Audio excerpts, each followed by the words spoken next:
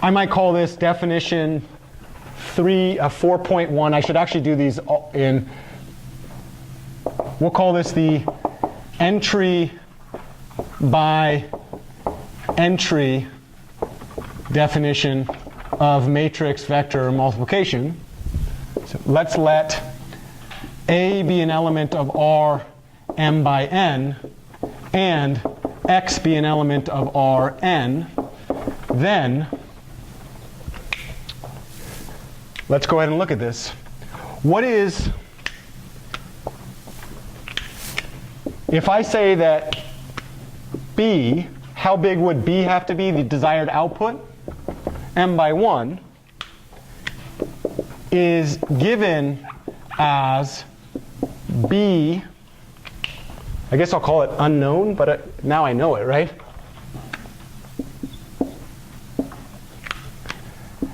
A times x. Formally speaking, unless I have some compelling reason not to do this, I might think about these as entire vectors. But the claim is if I look at entry, in this case, are we cutting B's into columns or into rows? Rows. So if I'm going to go over the rows, which index am I going to use? I or K?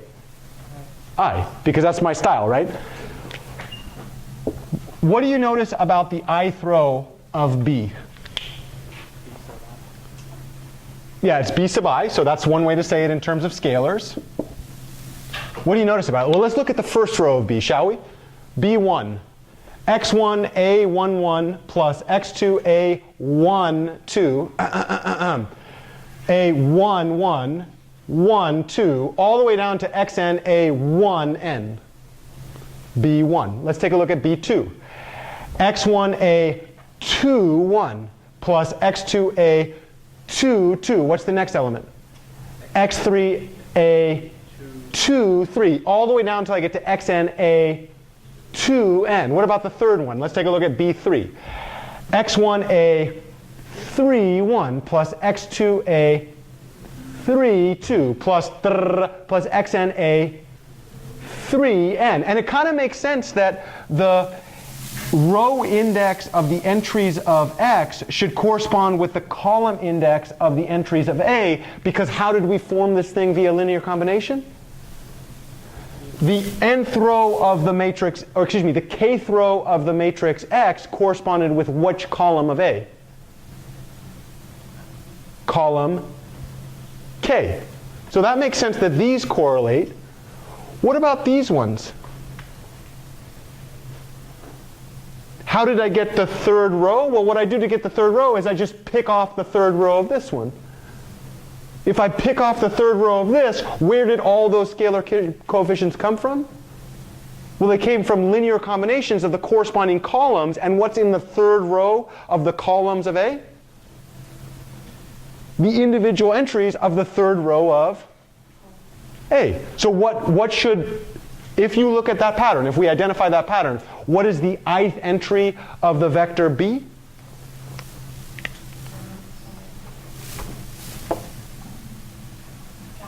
So x1 a I1 plus x2 a I2. And just for really overdoing things, what's the next one? x3 a I3 all the way down till we get to the end, and then what would it have? xn a in. Every single one of these things right there, what size is it? It's a scalar, right? Okay.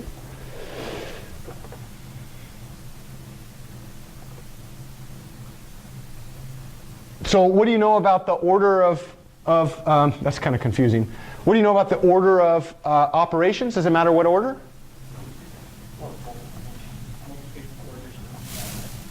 Yeah, neither of them matter. And we'll get down to this. I think what I want to do is actually write it out like this.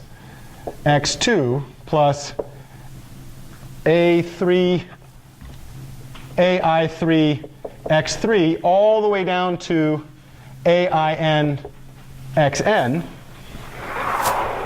Do you notice something there?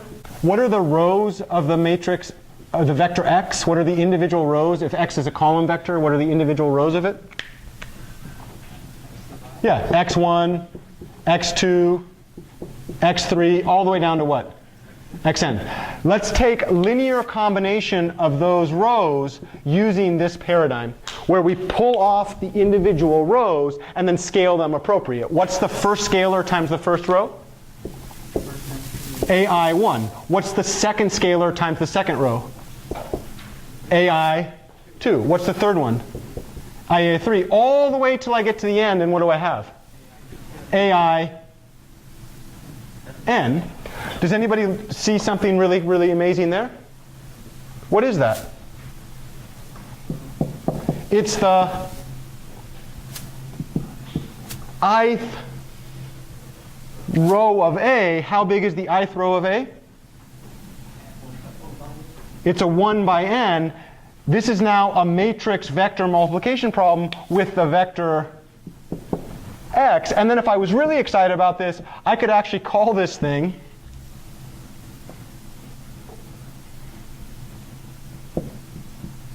I mean, that's just brutal.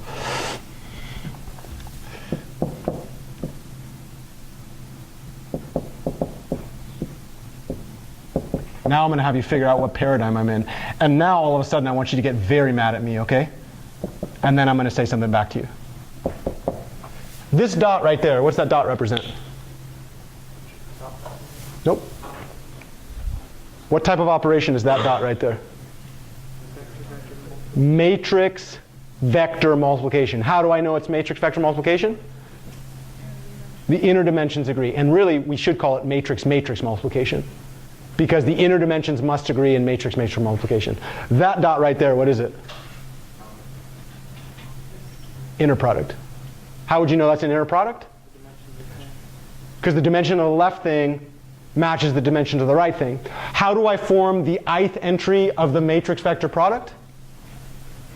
I take the inner product between the ith row of A and the vector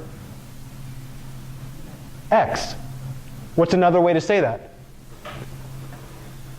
I matrix vector multiply the ith row of my matrix A with the vector x. And that's what's happening here. If you were to look at this particular matrix, check this out. How do I form the third entry of the matrix vector product? I take the third row of A and I matrix vector multiply by x. Let's do it. Third row of A, what is it? A31 times first entry, x1. Then what do? I add that to A32 times second entry, plus all the way down to the last entry of the third row, which is A3n, and then I multiply by xn. So we now have 3 of the 4 paradigms that we're going to use in matrix vector multiplication.